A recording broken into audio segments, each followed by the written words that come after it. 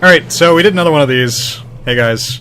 Yep. And, I this time I got the Drake's sword by coming down here underneath the bridge and shooting that tail until it falls off. I decided to spare you guys the pain of having to see that. There's a guy doing it right there behind you. Probably. Or he was there a second ago. I saw the ghost. I didn't see what he was actually doing. Yeah, there was a specter with a bow and arrow in his hands. That's exactly what he was planning on doing. Right. I was checking to make sure I got the soapstone. Okay, so now that we have the Drake's sword in hand, I can go and pump up my strength a bit so I can actually use it. Alright. I need 16 strength, which I'm pretty close to. I should be able to afford that. So before we started this, well, you mentioned you mentioned something about invasion. Just one sec. I just want to. There's a couple more things I want to talk about before we get a conversation. So the Drake's sword is extremely strong for the early game. It's only got like 20 points on the Astora Straight Sword that I was using, but the Astora Straight Sword is also like a weapon you kind of have to sequence break to get.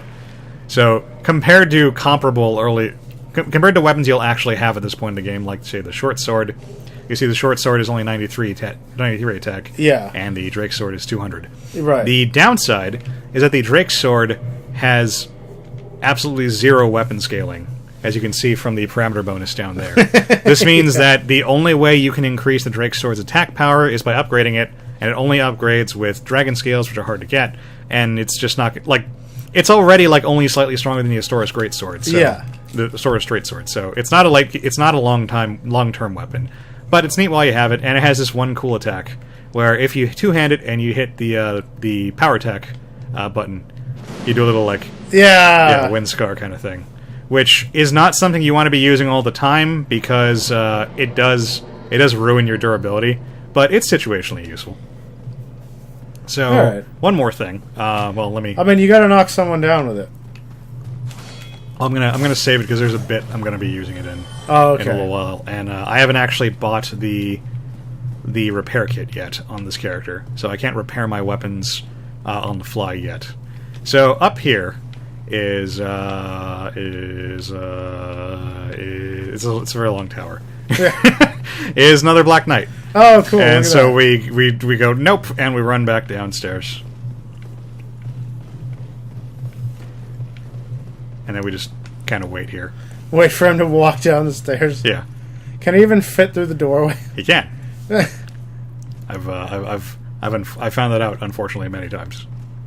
And I know that if I walk forward, he's going to be right there. Yeah. So I've got to wait till he actually comes out. Actually shows himself. Yeah, exactly. And then start pelting him with fireballs. Come on, asshole. I hear him. Yeah, let me see if I can... No, don't do it, Alex. Let me see if I can coax him. Where the fuck? Did I lose him? No, Where'd he go? Normally he follows me straight down. Huh. I guess he reset. Yeah, I guess he reset. That's weird. Wait. I guess he's Where'd he go? I guess he jumped off the tower. Where the fuck did he go? I guess he was too smart for you. And realized that the only way to win was not to play. This has never happened to me before. Holy shit. Like, he didn't die. I didn't get any souls. Yeah. Where the fuck did he go? He just jumped off the tower and said, nah, you're not getting loot. Alright, well, like, I can hear him. He must have gotten stuck in the wall or something. Alright, well, out of respect for him outfoxing me, yeah, I guess I'll just be the bigger man and walk away. Oh, that's kind of awesome. That is awesome. Actually, I did want to kindle the fire, come to think of it. Oh, okay. Well, that'll respawn him, though. Yeah, but I'll just walk past him. I'll do that some other time. All right. So I don't know if I showed you this, but the process for turning human in Dark Souls is you need to go to a fire, you need to have humanity queued up. That's that big number next to your health bar. Yeah. Then at the bonfire, you spend one humanity to turn back human again. Okay. which, unlike previous games, does not give you a health bonus or anything. It just lets you do multiplayer. Oh, all right. And then once you're human, you can spend one more humanity, and you can kindle the fire. And kindling the fire increases the amount of Estus flasks you get. Okay. So, humanity is finite, pretty finite if you aren't doing a lot of co-op with people. So you don't want to be kindling everything, but the fires that you know you're going to be using a lot are good to kindle. Yeah. Or if you're about to run into a tough area. All right. Well, there's a doggo. That's actually a boar. Oh. He's very boring. Ha. Ah, shit! I didn't mean to use that attack. Wow. Just wasted my durability. Also, the boar is eating my face. He just decided to turn up. Yeah, normally he doesn't follow me over here. Yeah, he didn't so look quickly. like he would move unless you approached. Yeah, so that's unusual. All right, interesting. But he won't follow me up here. I mean, he probably can't even fit up there. He can't. Man, arrows are slow. Well, these are crossbow bolts. Well, It's totally different, yeah. kind of. They could have at least allowed friendly fire so you could get them to shoot that guy. So I don't know exactly why, but the other cool thing about the Drake Sword is that it seems to be really good at breaking guard. I don't know if it does more stamina damage or poise damage or something. Okay. But when you two-handed, you can pretty much just carve right through the shield guys, which is really handy. Awesome. And another reason why it's good. Although, whoa, there we go. It is noticeably heavier than other weapons. So once you start wanting to put on better armor, that's around the point when you need to switch to a different weapon. Wait, look off to into the distance over there. Yeah. The updated textures due to the remaster make the views look actually quite spectacular. Oh yeah. Yeah. Normally, when you get here, there's a lot of praise the sun messages. And yeah, because I remember seeing some of these views in the original game, and it was sort of ruddy, but those trees look almost like a Bob Ross painting in a way. Happy little trees. Yeah, a bunch of happy little trees. There we go. Praise the sun. Alright, so now we're going to fight the boar. I mean, we don't have to, But I mean, why wouldn't you? yeah, why wouldn't you? So he's very resistant to physical damage. Indeed. Because he's completely covered in iron. Yeah, like a fucking cheater. I mean, he's MLB Pro. He only does Iron Man mode. Wow.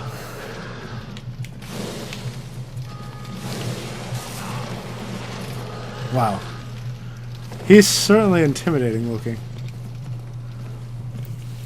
But he has a weird, aggro radius. Yeah. I think it's to keep you from kiting him into weird territory. His butt is his weak point. It's the Yeah. only place that doesn't have metal. Yeah, but if you have fire, you don't need to worry about that. Yeah. And I have fire. Yeah, pyromancy is really good in this game. I mean, that's not why. I think it'll be another 4 or 5 videos before I can show you why. But the short answer is pyromancy isn't stat dependent. You just have to spend souls to upgrade your flame. And so minor note: anytime an enemy runs away from you, they're trying to lure you into an ambush. Yeah. Just basic Dark Souls. So see, there's a guy right there, and there's a guy over there. Oh. There he is. Take that, wall. Yeah. And there's a guy right there who would shoot you in the butt if you try to chase this guy. That was awesome. He just tripped. He rebounded so hard he flew off the steps. Yeah. I like these guys. They remind me of the dregs from Demon Souls. So now we can go over here. There's one more dude to be fighting.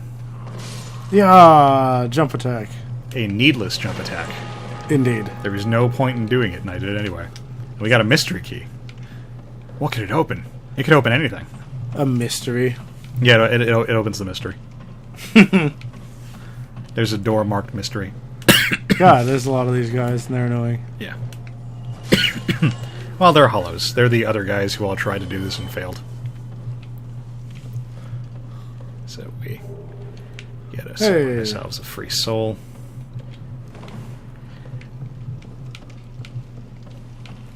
So this is something that people really like about the original Dark Souls, that the levels kind of contort back on each other.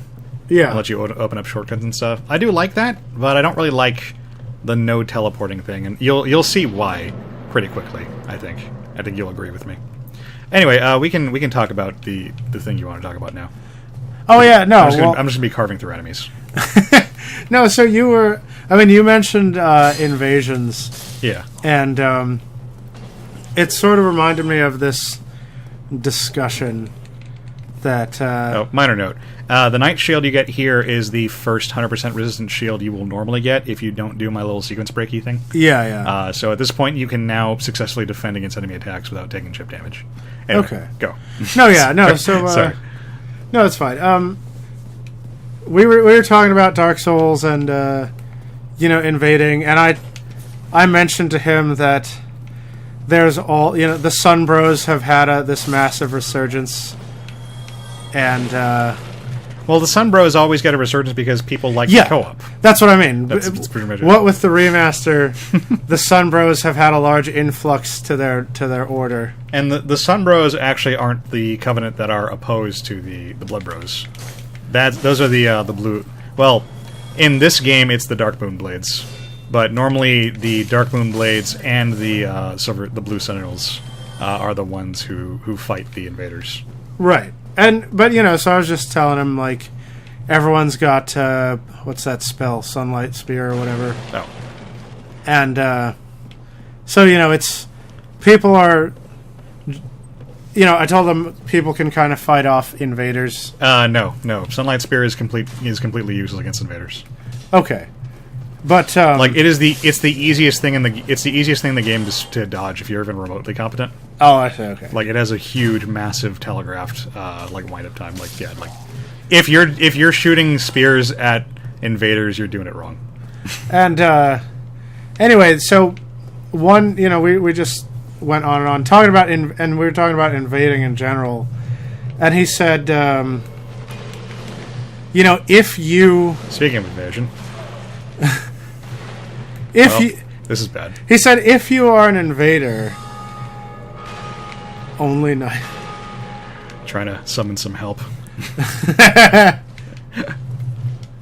He said, if you are an invader and you just join into a game and you say, okay, I think I'll. Fuck. Damn it, that asshole. Yeah, he said, if you just join up into a game and you go, think I'll engage in some jolly old fisticuffs, then you're doing it wrong. What you're supposed to do as an invader is find the most abusable spot you can find and invade there and just make life a living hell for the guy you're invading. And that is how you invade. That is how invaders do. That's what invaders do, yes. And I told you I want to talk about this because I came across this. I don't normally watch people's Dark Souls, I don't watch discussions on Dark Souls videos because they tend to be made by people who I know, on the onset, who are not going to align with my views. Right. right. And I'm willing to entertain, a counterpoint, obviously, but when the discussion turns to invasion, the discussion is rarely civil. And this was, but... Well, is it rarely civil because your rage will not allow you to maintain the civility? No, because the answer is always going to be get good, scrub. Just be a better player. Right. Yeah. And lol, invaders aren't hard if you know what you're doing. Dumb shit like that. Mm-hmm. Without addressing the bigger problem. Yeah. And so this guy made a pretty good showing for himself initially, and that's why I kept watching his video. But then he got to the part where he was actually giving his argument for why invading is not that bad, and I vehemently disagreed with him because I thought it was an insanely naive way of looking at the concept of invasion. Okay. So, what this guy was saying is that, number one, Dark Souls is all about dying. And so, invaders are good for the game. I'm simplifying his argument, he was a lot more articulate than this. But he was saying that invaders are good for the game because invaders, teach you, different... like an AI in the AI, only has so many attack patterns they use, Right. And invaders are unpredictable, so having to deal with an invader will eventually make you a better player. And I mean, okay, that's a fair point, but that's pretty much the only point I cede to him, because the rest of his argument basically came down to like, Dark Souls is all about dying, so you shouldn't be mad about getting killed.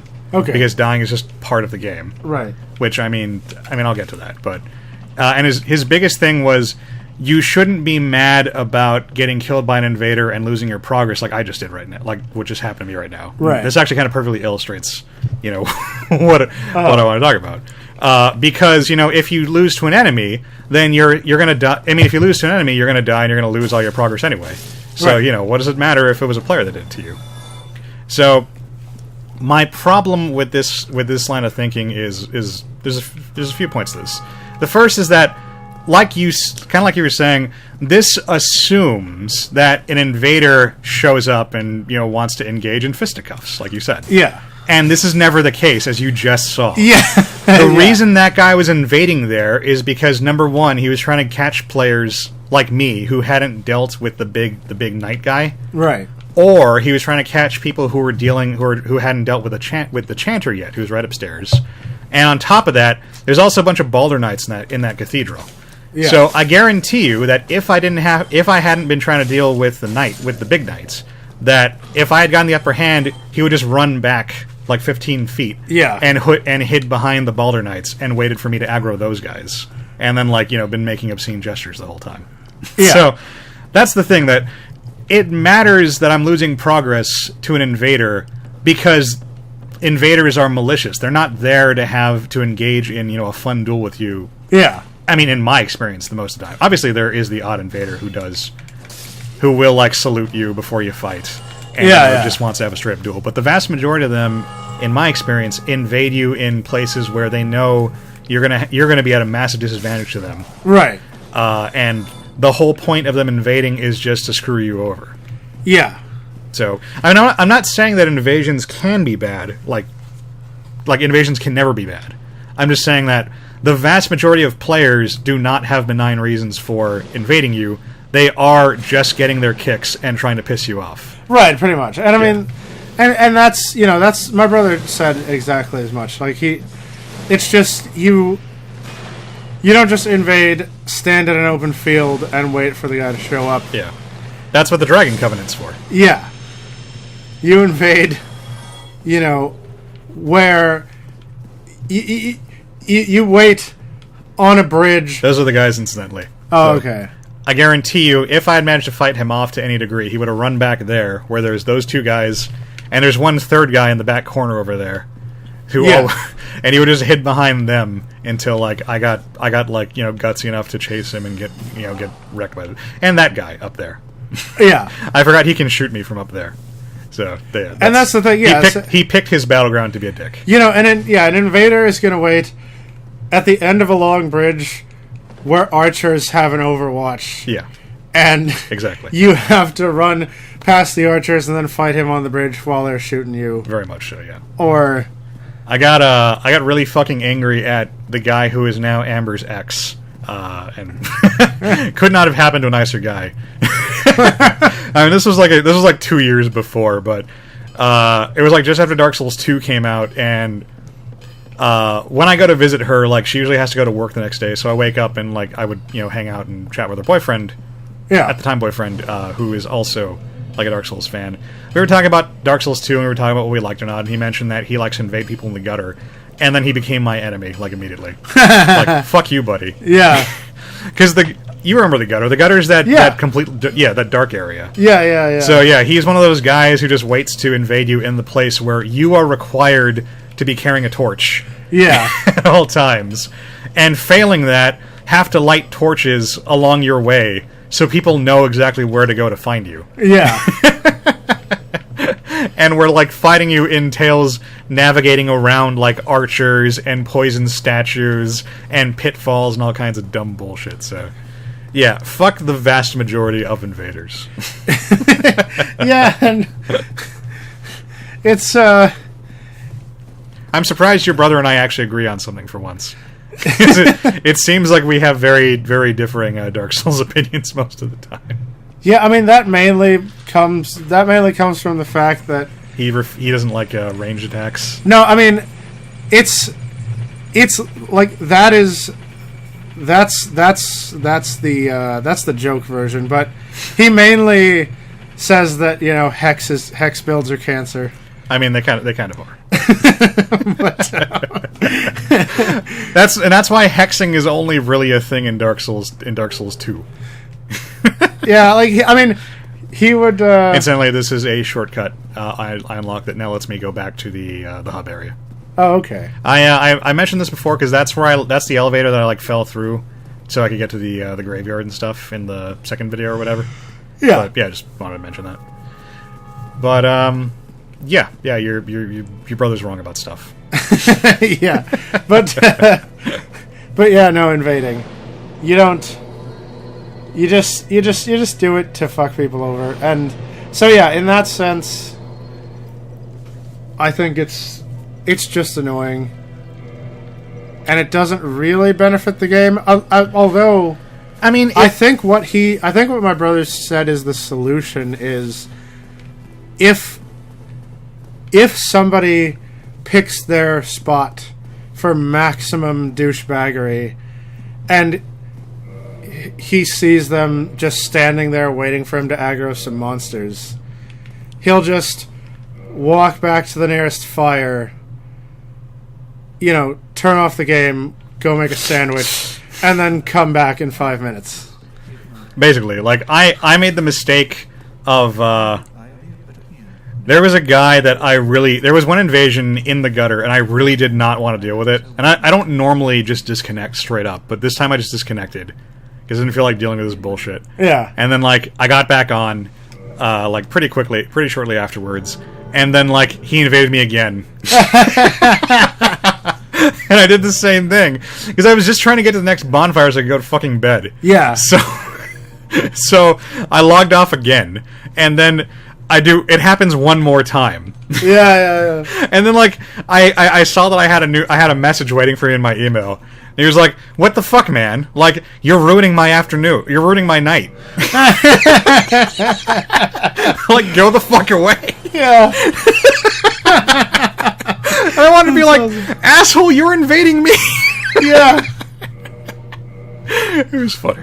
But yeah, I mean, and that's honestly, I think, my approach too, because I play games. I play 95% of games casually, and I don't want to deal with it. Freaking people, if they're just waiting for me in the middle of a field and want to engage in jolly fisticuffs, sure, I'll go for it. But yeah, if they're waiting for me in the prime spot, I have other games to play. Yeah, basically. I mean, people argue that Bloodborne went too far in the other direction, and so you were never ever gonna get invaded in the normal course of gameplay, pretty much. And I mean, I kind of agree with that, but I mean, I also don't like getting invaded by people who are just trying to ruin my day. Yeah, because Bloodborne made it so that you can only get invaded while you are in the process of trying to summon a helper. Right. So because 99% of the time you're summoning right before a boss gate, and invaders can't follow you to the boss gate. You're just going to walk to the boss gate, and the invader's gone. Before we sign off for this video, I just want to show you. So beating up that Iron Knight guy gave me this Firekeeper soul. Okay.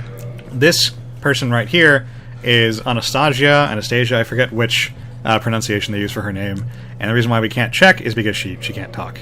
But okay. She's the Firekeeper, so her job is to sit here and tend to the humanity that people pour into the bonfire up there. Okay. It rides underneath her skin and is very uncomfortable, and she has no tongue, because that's apparently just part of being a Firekeeper. Alright. But you can give her the Firekeeper soul and reinforce your Estus Flask, and now the Estus Flask is a little bit stronger. Oh, cool. So, that's a thing. +1. Yeah, +1. So, I guess we'll stop here, and we'll pick this up in the next video. Alright, next time. Next time.